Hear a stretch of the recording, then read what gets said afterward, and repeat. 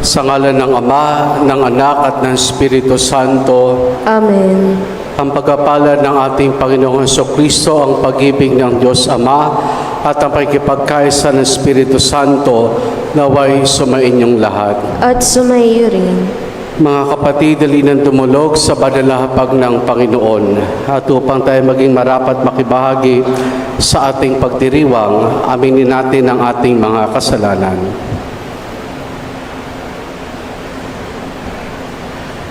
Ama naming makapangyarihan, tinawag mo ang lahat ng bansa ng bagay upang umiral sa pamamagitan ni Kristo ang pangalan ng sanlilikha.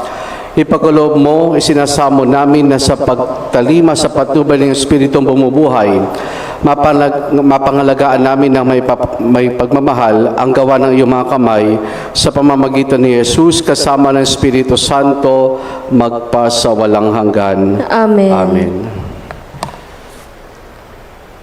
Sa unang pagbasa, itinuturo ng Aklat ng Karunungan ang malungkot na katotohanan sa labis nating pagkamangha sa karikta ng sangnilikha.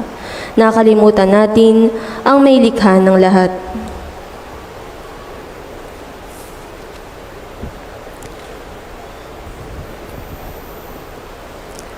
Ang salita ng Diyos mula sa Aklat ng Karunungan.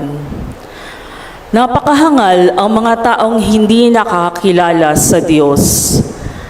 Nakikita nila ang mabubuting bagay sa daigdig.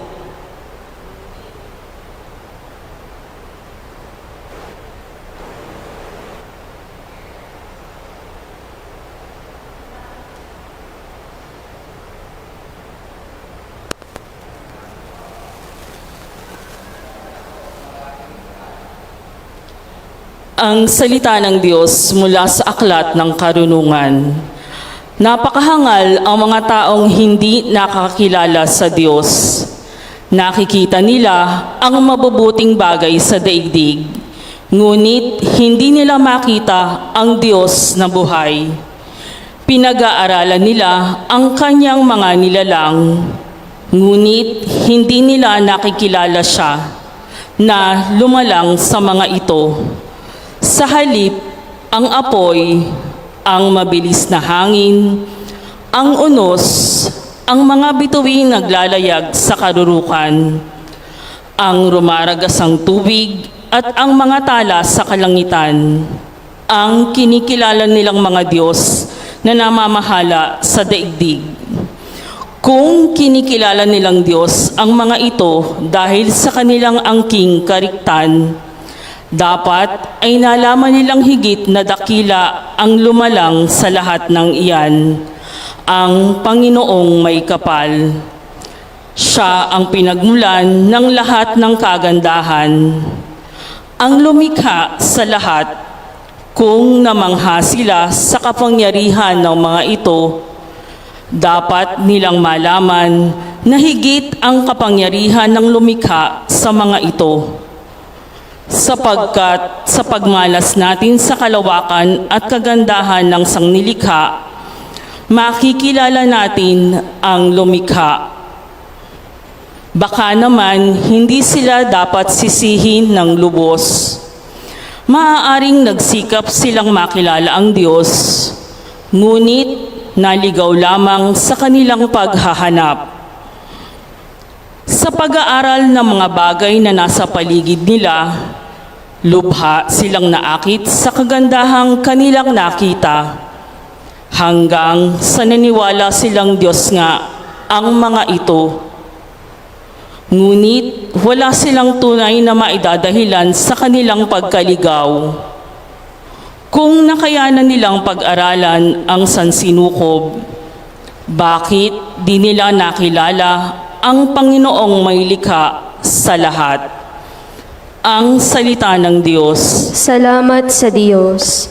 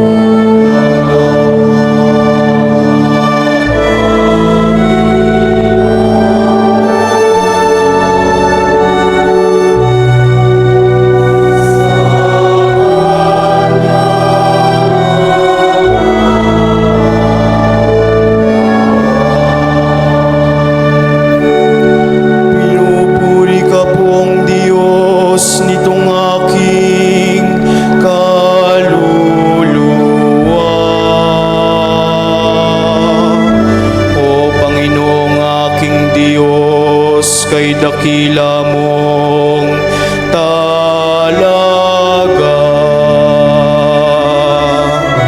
Ang taglay mong kasutay dakila rit marangal pa. Nababatbat ka pong Diyos ng liwanag na maganda.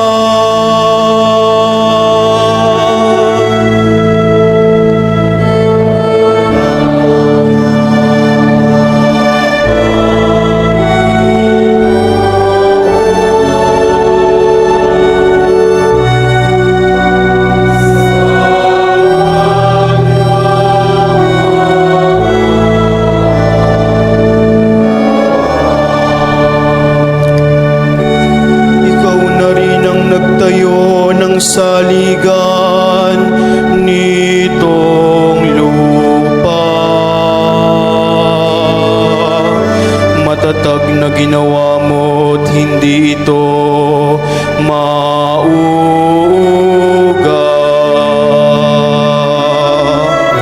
Ang ibabaw ng saligay ginawa mong karagatan,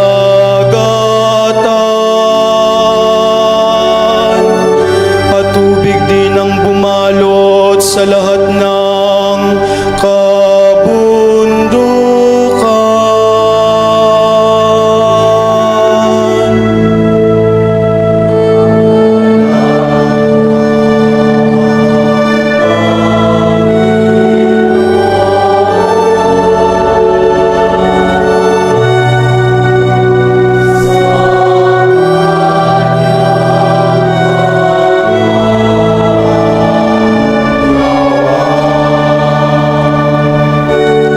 Lumilikha ka ng ilog na patungong kapatagan.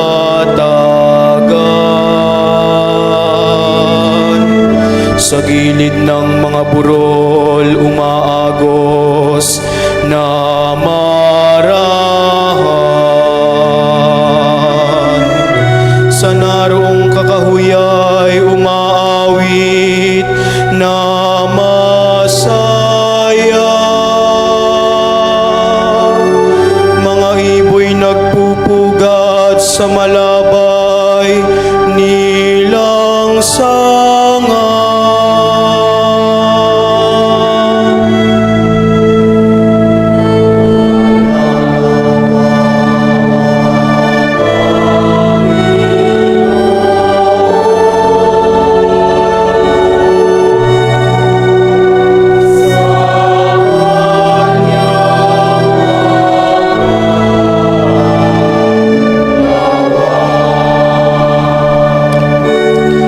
Sa daigdig ikaw poon kay rami ng iyong likha.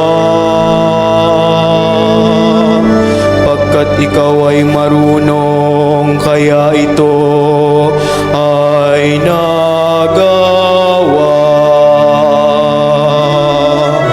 Sa dami ng nilikha mo'y nakalatan itong lupa. Purihin ang Panginoon, purihin mo kaluluwa.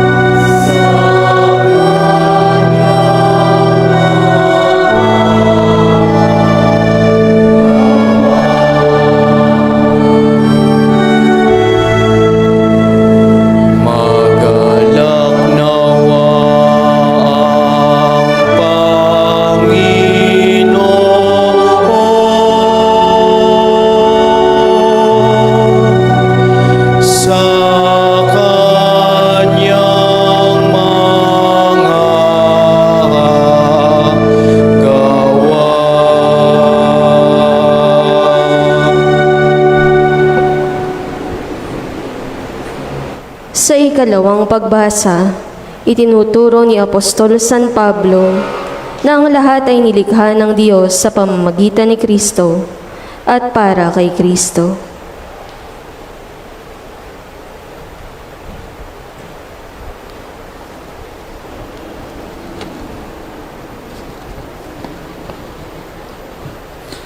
Ang salita ng Diyos mula sa sulat ni Apostol San Pablo sa mga taga-Kolosas. Si Kristo ang larawan ng Diyos na di nakikita at siyang may kapangyarihan sa lahat ng nilikha, sapagkat ang lahat ng nasa langit at nasa lupa, nakikita man o hindi, pati ang mga nagahari at namamahala, mga namumuno at may kapangyarihang espiritual ay pawang nilikha ng Diyos sa pamagitan niya at para sa Kanya. Siya'y una sa lahat at sa Kanya'y nasasalalay ang kaayusan ng lahat ng bagay.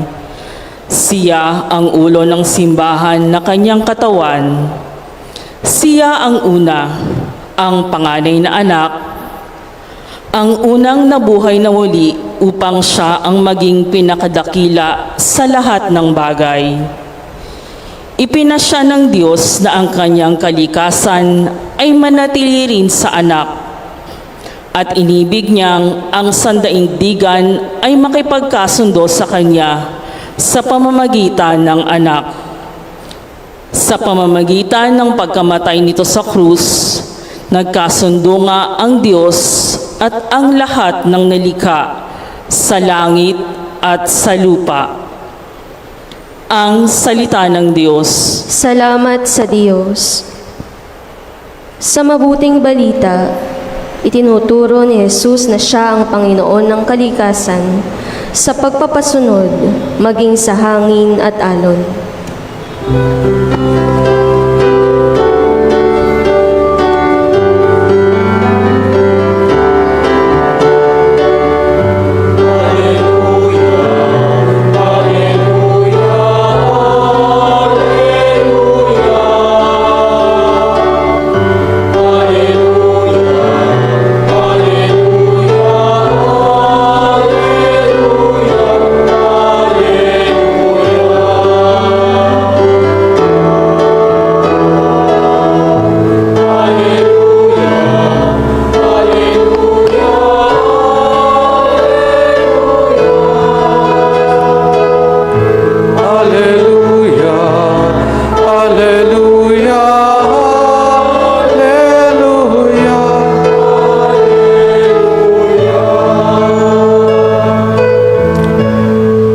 Sumainyo ang Panginoon. At sumayo rin. Ang mabuting balita ng Panginoon ayon kay San Mateo. Papuri sa iyo, Panginoon. Noong panahong iyon, sumakay si Jesus sa bangka kasama ang kanyang mga alagad. Bumugso sa lawang isang malakas na unos at halos matabunan ang mga alon ang bangka. Ngunit natutulog noon si Jesus. Kaya tilapitan siya ng mga alagad at ginising, Panginoon, tulungan po ninyo kami. Sabi nila, lulubog tayo. At sinabi niya sa kanila, ano't kayo natatakot? Napakalit naman ng pananalig ninyo. Bumangon siya, sinaway ang hangin at ang dagat at tumahimik ang mga ito. Namangha silang lahat at ang sabi, anong tao ito? Kahit ang hangin at ang dagat ay tumatalima sa kanya. Ang mabuting balita ng Panginoon. Pinupuri ka namin, Panginoong Hesukristo. Magandang gabi po sa ating lahat. Mga kapatid, ngayong ika-23 linggo sa karaniwang panahon ay ang ipagdiriwang nating misa sa linggong ito ay ang misa para sa pangangalaga sa sanlilikha. Ito'y batay na rin po sa kalatas ng Catholic Bishops' Conference of the Philippines sa tuwing pagdiriwang natin ng Season of Creation mula September 1 hanggang October 4. At tuwing unang linggo ng Setyembre ay misa para sa pangalaga sa sanlilikha. Kalinsabay din po sa taong ito ay ang paggunita natin sa ika-10 gunitaong anibersaryo ng pagkakasulat ng encyclical ni Pope Francis na Laudato Si. Ito po ay sinulat niya para palalahanan tayong mga tao na pangalagaan ang ating tahanan. Care for our common home. At yung common home na tinutukoy dito ni Pope Francis ay hindi ang kanya-kanya mga tahanan, kundi ang sangkalupaan, ang sannilikha. Ngayon, ang mga pagbasa natin sa pagdiriwang na ito ay malinaw nagpapaalala sa atin na mahalagang gampanin natin bilang mga nilikha na may pananagutan para pangalagaan ang sannilikha.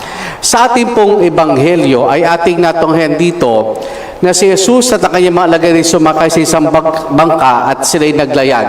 Pero sa gitna ng kanilang paglalayag ay bumugso ang isang malakas na unos, halos matabunan na ang kanilang bangka. Natutulog doon ng Panginoon at dahil sa takot ng mga alagad, ano na lamang kanilang sinabi? Panginoon, tulungan po ninyo kami. Panginoon, iligtas po ninyo kami. Mga kapatid, ang imahe ng unos na naranasan ng mga apostol at ng ating Panginoon ay patuloy na nararanasan natin. Dito sa ating bansa, halos taon-taon, umaabot ng 20 ang bagyo na pumapasok sa ating bansa. Halos 20 bagyo ang pumapasok sa ating bansa. At alam naman natin, batay na rin sa karanasan natin, kung ano dinudulot pagka may bagyo. Bukod sa takot, nandiyan ang pagkasira, nandiyan ang pagkawasak. Pagkasira ng mga pananim, pagkasira ng mga infrastruktura, pagkasira ng maraming bahay. At yun din ang pagkawala ng ilang mga buhay. Yan ang naranasan natin taon-taon sa tuwing merong bagyo. Kaya nandun parati yung takot na nararamdaman natin. Pero alam niyo mga kapatid, bukod sa ganyang bagyo, ay meron pa tayong mga bagyo na naranasan sa ating buhay, sa kasulukuyang panahon. Nandyan ang napakaruming mga ilog. Na wala ata malinis sa ilog dito sa ating bansa. Kung meron man, kakaunti. Nandyan ang mga estero, mga kanal na puno ng basura. Nagkalat. Nandiyan yung ilang mga bundok na halos makalbo na at hindi nandiyan din yung mga bundok na minimina. Pero alam niyo kung anong pinakamalaking bagyo na kinakarap ng ating bansa ngayon? Ang korupsyon sa gobyerno. Matanong ko lang ho kayo ba'y may umaasa na mayroong makukulong sa nangyayaring investigasyon ngayon? Kayo ba'y umaasa na mayroong makukulong? O puro expose lang? Umaasa ho ba kayo may makukulong pa? Kakaiba yun nangyayari sa atin. Yung sinasabing possible na involved ay nag-iimbestiga rin. Sila nagtatakipan. Sila nagtatakipan. Pero ninyo, napakalaking halaga ang ninanakaw sa mga tao. Napakalaking halaga ang ninanakaw sa mga tao. Yan ang bagyo. Kaya siguro, katulad ng mga alagad, ang magiging sigaw natin, Panginoon, tulungan po ninyo kami. Panginoon, iligtas po ninyo kami. Ngayon, paano tutugon ang Diyos sa ganitong pamamaraan? Mahalaga na makita natin kung paano tutugon ang Diyos. At ito isang paalaala sa bawat sa atin. Sa ating unang pagbasa sa Aklat ng Karunungan, pinapaalala dito ng sumulat ng Aklat sa Karunungan sa mga tao na ang dinadakila nilang nilikha, apoy, bundok, kapatagan, ang dinadakila nilang mga iyan ay nilikha lamang din. At dahil dinadakila yan ng mga tao, nakakalimutan nila ang may likha. Nakakalimutan nila ang may likha. Sa ating ikalawang pagbasa sa sulat ni San Pablo sa mga taga-Kolosas, pinahayag na si Jesus ang pinakauna sa lahat ng nilikha. Bago palikhain ng Diyos ang sangkalupaan, nariyan na ang anak ng Diyos.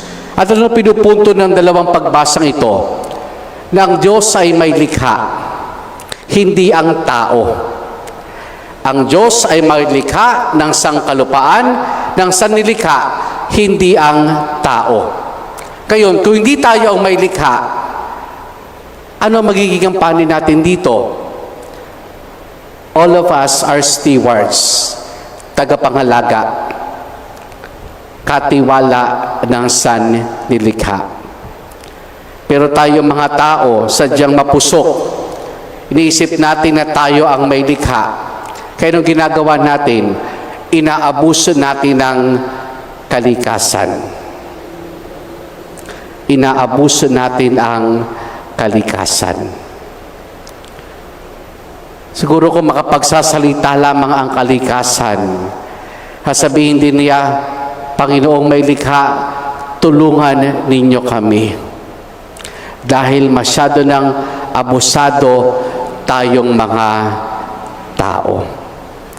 Nilikha ng Diyos sa maayos ito, pero nung ginawa natin, unti-unti winawasak nating mga tao. Ang Sierra Madre, na paraking tulong yan sa atin.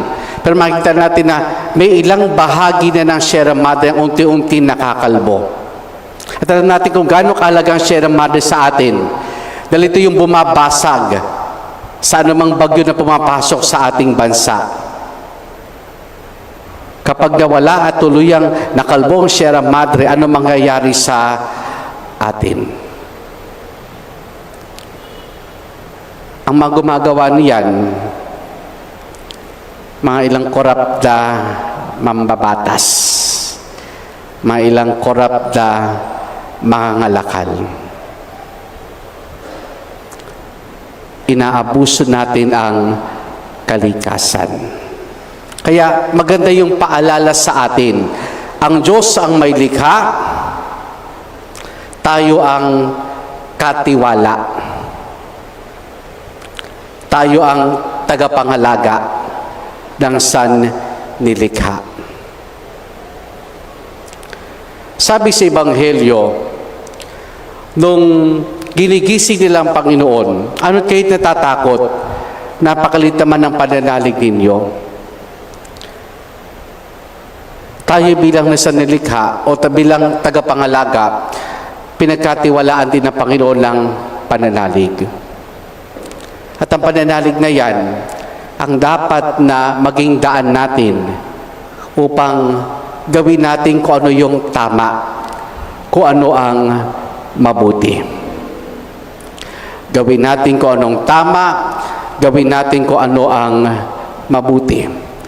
Siguro simulan natin sa ating sariling tahanan. Maging responsable tayo, partikular sa ating mga basura.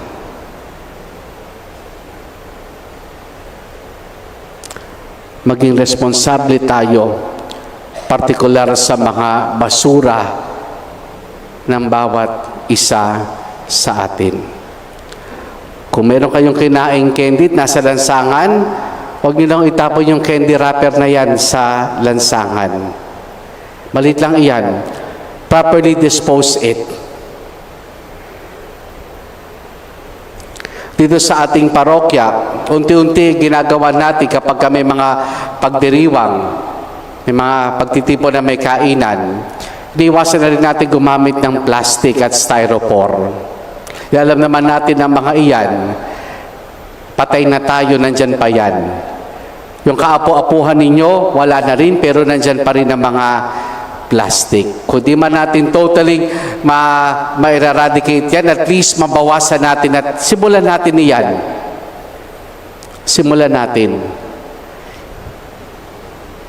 na makaiwas gumamit ng mga ganyang bagay, maging sa ating sariling mga tahanan.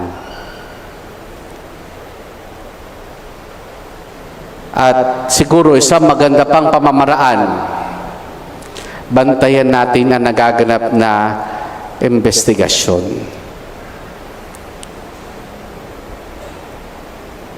Baka wala ngang makulong.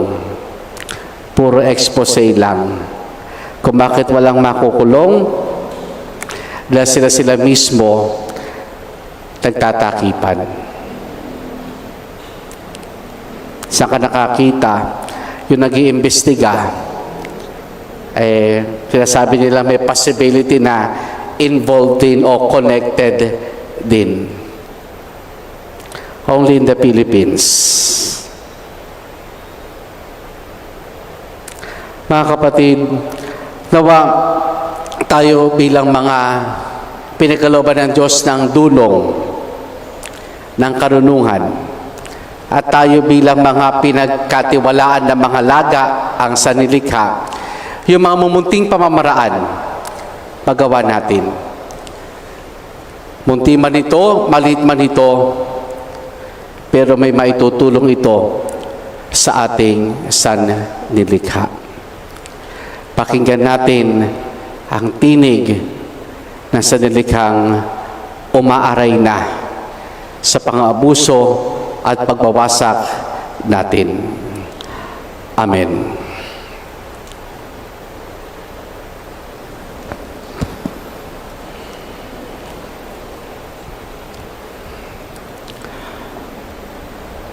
Sama-sama nating ipahayag ang ating pananampalataya. Sumasampalataya ako sa isang Diyos, Amang makapangyarihan sa lahat, na may gawa ng langit at lupa, ng lahat na nakikita at di nakikita. Sumasampalataya ako sa isang Panginoong Hesukristo, bugtong na anak ng Diyos, sumilang sa Ama bago pa nagkapanahon. Diyos buhat sa Diyos, liwanag buhat sa liwanag. Diyos sa totoo, buhat sa Diyos sa totoo, sumilang at hindi ginawa. Kaysa ng Ama sa pagka-Diyos at sa pamamagitan niya ay ginawa ang lahat. Dahil sa ating pawang mga tao, dahil sa ating kaligtasan, siya'y nanawag mula sa kalangitan. Nagkatawang tao siya lalang ng Espiritu Santo, kay Mariang Biret naging tao. Ipinako sa krus dahil sa atin, nagpakasakit sa hatol ni Poncio Pilato, namatay din nilibing, muli siyang nabuhay sa ikatlong araw ayon sa banal na kasulatan. Umakyat siya sa kalangitan at tumuklok sa kanan ng Amang may kapal. Paririto siya muli na may dakilang kapangyarihan upang hukuman ang mga buhay at ang mga patay. Sumasampalataya ako sa isang Espiritu Santo, Panginoon at nagbibigay buhay, na nanggagaling sa Ama at sa Anak, sinasamba siya at pinararangalan kaysa ng Ama at ng Anak. Nagsalita siya sa pamamagitan ng mga propeta.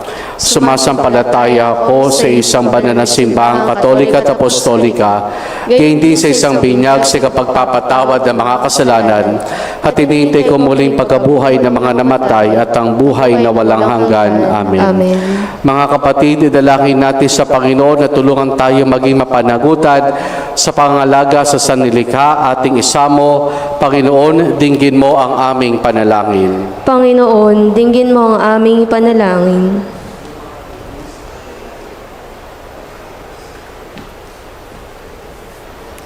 Para sa simbahan upang lagi niyang isulong ang kabanalan sa pagpapahalaga at paggalang sa sangnilikha, manalangin tayo sa Panginoon. Panginoon, dinggin mo ang aming panalangin. Para sa pamahalaan upang pangunahan nilang ipagtanggol at pangalagaan ang sangnilikha laban sa mga mapagsamantala, manalangin tayo sa Panginoon. Panginoon, dinggin mo ang aming panalangin. Para sa mga mambabatas upang ang mga ipapasa nilang batas ay pabor sa karapatan ng mga kapos at sa karangalan ng sangnilikha, manalangin tayo sa Panginoon. Panginoon, dinggin mo ang aming panalangin. para sa mga nagsusulong sa pangangalaga ng sangnilikha upang manatili sila sa kanilang paninindigan at ang mga umaabuso naman ay magbagong loob.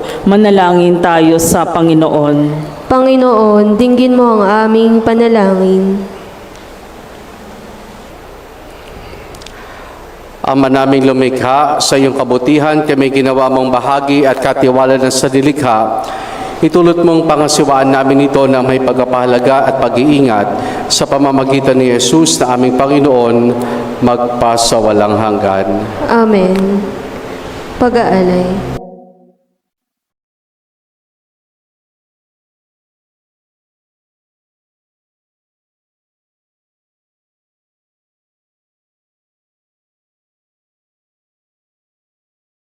Ngunit natanggapin ang alay-alay ko ng adiyayang nakula sa pagpapala mo.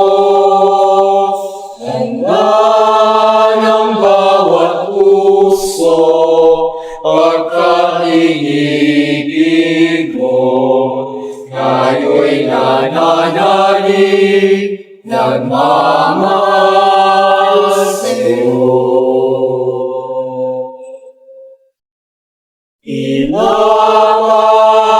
na nagmula sa mutil ng trigo, pagkain nagbibigay ng buhay mo.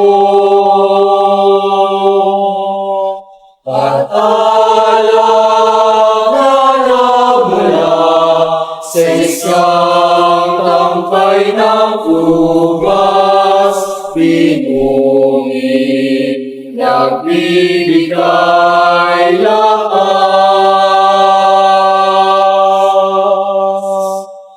Ngunit natanggapin ang alay-alay ko, ang aliyayang nagmula sa pagpapala mo.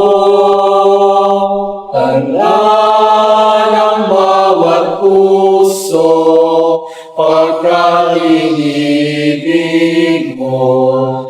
Ngayon'y nananalig, nagmamahal sa'yo. Manalangin kay mga kapatido pangampagahin natin ay kalugdan ng Diyos amang makapangyarihan. Tanggapin nawa ng Panginoon itong paghahain sa iyong mga kamay, sa kapurihan niya at karangalan sa ating kapakinabangan at sa buong sambayanan niyang banal. Ama naming lumikha, tanggapin mo ang mga bungang ito ng lupa at ng aming mga kamay. Ganapin mo sa mga ito ang gawain ng iyong paglikha upang sa pagbabagong dulot ng Espiritu Santo ang mga ito'y maging pagkain at inumin ng buhay na walang hanggan para sa amin sa pamamagitan ni Jesus kasama ng Espiritu Santo magpasawalang hanggan. Amen. Sumainyo ang Panginoon. At sumaiyo rin. Taas sa Diyos sa inyong puso at diwa. Itinaas na namin sa Panginoon. Pasalamatan natin ang Panginoong ating Diyos. Marapat na siya'y pasalamatan. Ama naming makapangyarihan, tunay nga marapat na ikaw ay aming pasalamatan. Ikaw ang lumikha sa tanan, ikaw ang nagtakdang magkaroon ng gabi at araw. Gayun din ang taginit at tagulan. Ikaw humubog sa tao bilang iyong kawangan sa mga pagkakatiwalang mga siwa sa daigdig. Ikaw ngayon pinaglilingkuran sa pagganap sa pananagutan na iyong pinagtitiwalaan sa pamamagitan ng anak mong mahal. Kaya kaisa ng mga anghel, nagsisiawit ng papuri sa iyo na wala humpay sa kalangitan, kami nagbubunyi sa iyong kadakilaan. Ama naming banal, ikaw ang bukal ng tanang kabanalan. Kaya't sa pamamagitan ng iyong Espiritu, gawin mong banal ang mga kaloob na ito upang para sa amin, maging katawan at dugo ng aming Panginoong Jesucristo. Bago niya pinagtiis ang kusang loob na maging handog, hinawakan niya ang tinapay. Pinasalamatan kaniya, pinaghati-hati na yon. Iniabot sa kanya malagad at sinabi, tanggapin ninyong lahat ito at kanin itong aking katawan na ihahandog para sa inyo.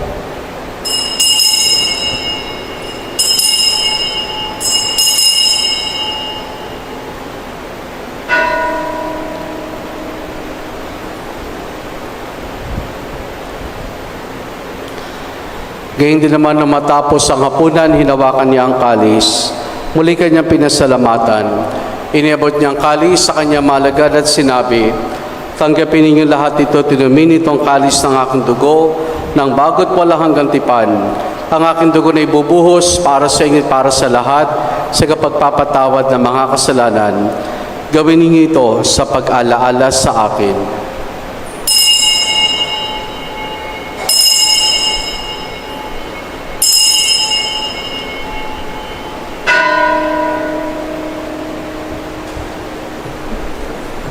Ang misteryo ng ating pananampalataya.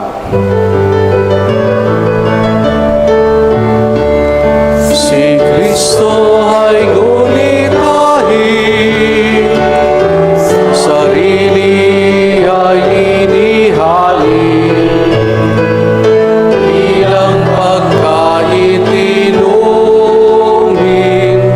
pinagsasaluhan natin.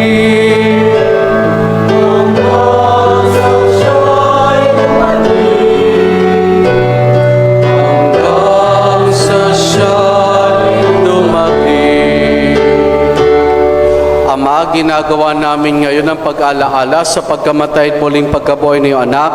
Kaya tiniyalay namin sa iyo ang tinapay na nagbibigay buhay at ang kalis na kakaloob ng kaligtasan. Kami nagpapasalamat dahil kami minarapat at tumayo sa harap mo para maglingkod sa iyo. Isinasamo namin kaming magsasalo-salo sa katawan at dugo ni Kristo ay mabuklod sa pagkakaisa sa pamamagitan ng Espiritu Santo. Ama, linyapin mo ang simbahang laganap sa buong daigdig. Puspusin mo kami sa pag-ibig kaysa ni Leon, aming Papa, at ni Dennis, aming Obispo, at ng Tanang Kaparian. Alalahanin mo rin mga kapatid naming nahimlay na may pag-asang sila'y muling mabubuhay, gayon din na lahat ng mga pamana at mga kaluluwa sa purgatorio. Kaawan mo sa at patuloyin sa iyong kaliwanagan. Kaawan mo at pagindapati kaming lahat na makasalo sa iyong buhay na walang wakas.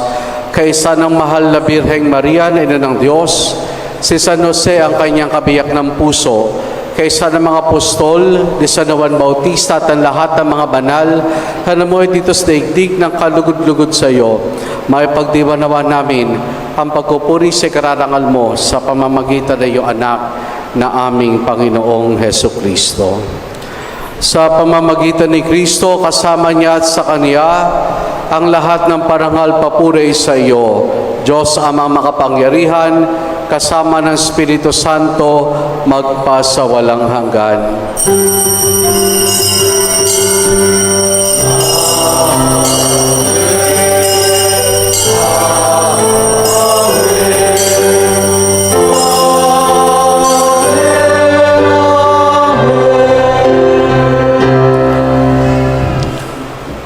Sa tagubili man nakagagaling na utos sa turo ni Jesus na Panginoon natin na Diyos, ipahayag po natin ang lakas loob. Sa lahat ng masama, pagkalooban ng kapayapaan araw-araw, iligtas sa kasalanan at ilayos lahat ng kapahamakan. Samantalang aming masayang pinananabikan ng dakilang araw ng pagpapahayag ng tagapagligtas naming si Jesu Kristo. Sapagkat iyo ang kaharian at ang kapangyarihan at ang kapurihan magpakailanman. Panginoong Jesucristo, sinabi mo sa mga apostol, kapayapaan na iniwan ko sa inyo, ang aking kapayapaan na ibinibigay ko sa inyo. Tunghayan mo ang aming pananampalataya at huwag ang aming mga pagkakasala. Paglooban mo kami ng kapayapaan at pagkakaisa ayon sa iyong kalooban, kasama ng Espiritu Santo magpasawalang hanggan. Amen. Ang kapayapaan ng Panginoon ay lagi nawang sumainyo. At sumaiyo rin. Mga kapatid, maghangad at magbahagi tayo ng kapayapaan ni Jesus sa isa't isa. Peace be with you po.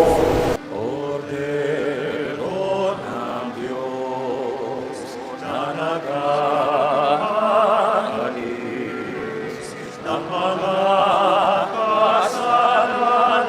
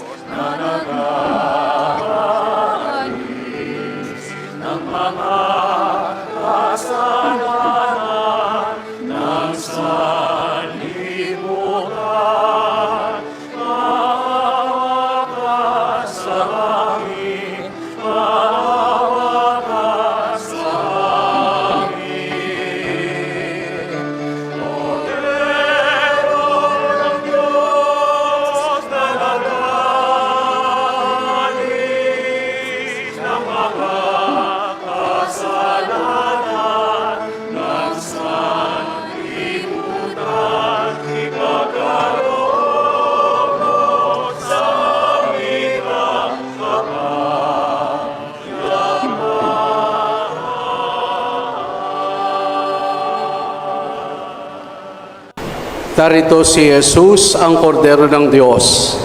Siya nagaling sa mga kasalanan ng sanlibutan. Mapalad ang mga inaaniyahan niya makiisa sa kanyang banal na piging.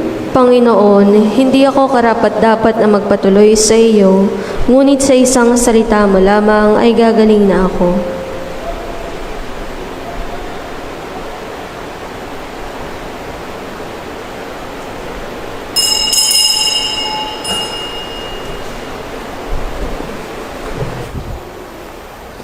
Manalangin tayo.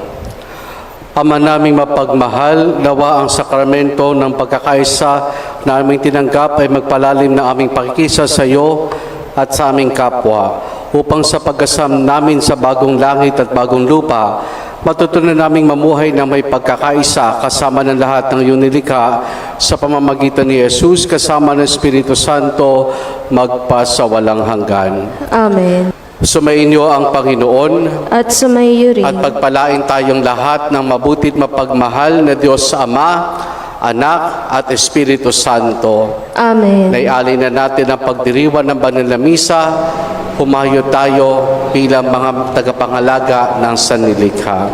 Salamat sa Diyos. Purihin po natin ang ating Panginoon.